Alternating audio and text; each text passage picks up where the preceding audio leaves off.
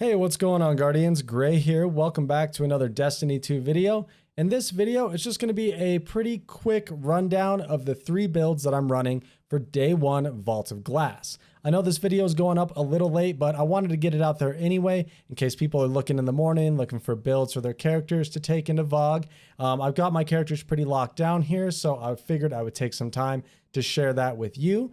And of course, you can check out all of these builds live here on the channel. We will be streaming the day 1 raid here the minute it goes live, so be sure to get subscribed so you don't miss out on that. But with that being said, let's start off with the Warlock. So taking a look at the Warlock, I'm actually really excited to play this tomorrow. I'm going to be running Warlock on our first run through VoG. I'm running Middle Tree Dawnblade for Well of Radiance, of course. I'm going to be using Wither Horde, Ikelos SMG for Warmind cell generation. And then this heavy might switch a little bit, but right now I'm just using a code Duello with Lasting Impression for some extra DPS. And then taking a look at all of my armor, we'll just run through the mods I have equipped. On my helmet, I've got Submachine Gun Ammo Finder, Grenade Launcher Ammo Finder, and Burning Cells. On the gloves, you can see I've got Overload Submachine Gun is sort of tentative. I'm not sure if there's going to be champions, maybe in the challenge or hard mode version of the raid. So this might change a little bit, but I have Grenade Launcher Loader on there to help me reload Wither Horde, taking charge so that I can get charges of light. On my chest piece, I'm running Concussive Dampener. That mod makes it so you take less splash damage from things in anywhere in PvE. I'm also using Grenade Launcher Reserves.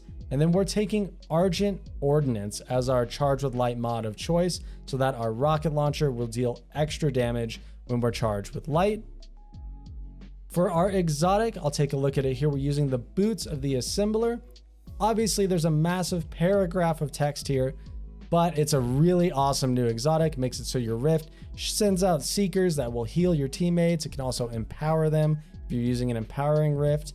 And on here, I'm using the Fire Team Medic Warmind Cell mod. This one's really cool. It's going to make it so my Warmind cells actually heal my entire team when I blow them up. It's a pretty unique mod.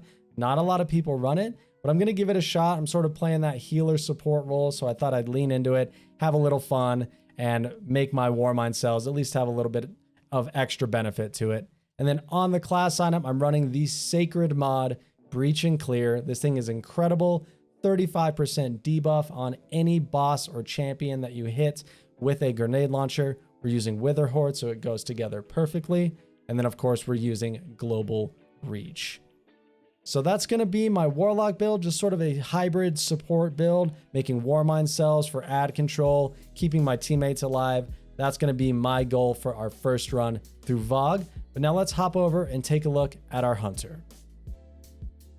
Right, so taking a look at the Hunter, this one's going to be a little mixed up because if you guys happen to catch my video the other day with my Ultimate Season 14 build, that was the build I was planning on bringing into VoG, but then Bungie went and disabled Star Eater scales for contest mode for the first 24 hours of the raid. So that sucks. So I had to switch the build up a little bit, but it's still going to be very similar to that video. So if you missed that video or you want to go back and check it out, I'll leave a link up so you can go look at it. Very similar to that, but we are using Celestial Nighthawk in place of Star Eater scales. We'll go over it real quick here though. I'm using Bottom Tree Gunslinger, of course, to go with Celestial Nighthawk for huge single target damage. And then I am using, believe me, I know it's a little weird, 7th Seraph Carbine because it's going to give us some nice Warmind cell generation. I may swap this out depending on how useful it ends up being, but for now I'm using that in the kinetic slot. We're going to be using Truth Teller with Blinding Nades in our special slot. This is going to give us Breach and Clear that we talked about on our Warlock, as well as providing a blinding effect to all of the ads. Always a benefit for your team, especially in contest mode type situations. Ad control is the key, especially in VoG.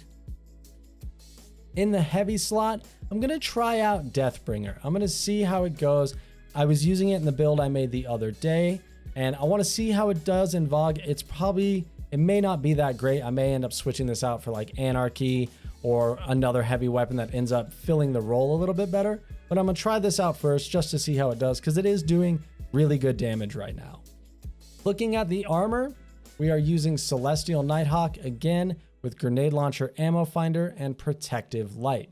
Protective light is a fantastic mod. This is going to make it so anytime you get red barred, you get a damage reduction basically, so it's harder to kill you.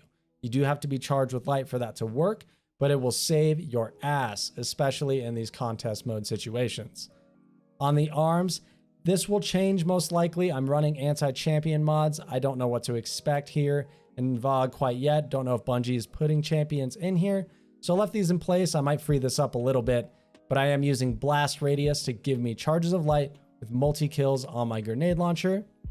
On the chest, just using rocket launcher reserves and Argent Ordnance, so we can have as many rockets as possible, and then we're buffing it by 20% when we're charged with light. And then on our legs, we're using Grenade and Rocket Launcher Scavenger, and the new seasonal artifact mod, Warmind's Decree.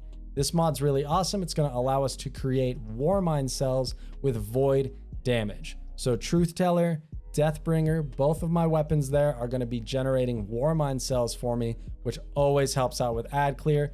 Always good to have some sort of Warmind cell for these ad heavy raids, and VoG is definitely one of those raids. So Warmind cells going to be super strong for day one VoG. And then of course on the class item, again, breach and clear, because that buff is just absolutely insane. I'm running it on almost all my characters. So that's going to be the hunter, guys. We'll take a look at the Titan now. So let's go check it out. And finally, we have the Titan. I'm going to be using Top Tree Void for bubble on my Titan in day one VoG if I end up getting around to it. I'm sure we'll be doing multiple runs, but I'll probably run my Titan last. But bubble is going to be really strong for the Templar fight. It's fantastic for giving your teammates orbs and just keeping everyone alive. Bubble's really strong in VoG, so definitely take that on your Titan. Don't take Thunder Crash. Don't be a Mongo. You're going to need bubble. I promise. Thunder Crash might be awesome, but you're going to die. You're going to get boss stomped and you're going to die. I promise. In the kinetic slot, I am using Extraordinary Rendition. This is sort of my favorite SMG in the game right now. It does insane damage. I've got Overflow Frenzy here. Fantastic roll on it. If you have another kinetic primary that fills the role well, go ahead and use that. In the energy slot, I'm using the Ikelos Sniper Rifle. 4th time's the charm. High impact reserves.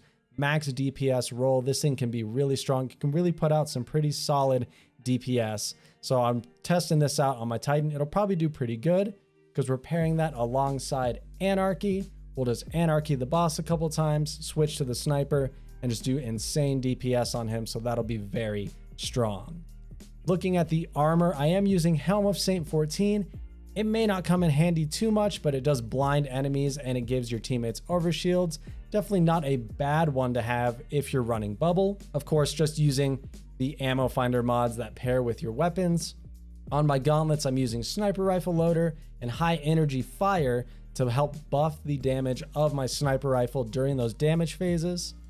On our chest piece, again, Concussive Dampener, Sniper Rifle Reserves, Protective Light. I'm telling you, you gotta run this mod. It will save you 9 times out of 10, prevent you from dying if you have a charge with light. And then on the legs, we have Grenade and Sniper Rifle Scavenger and Taking Charge.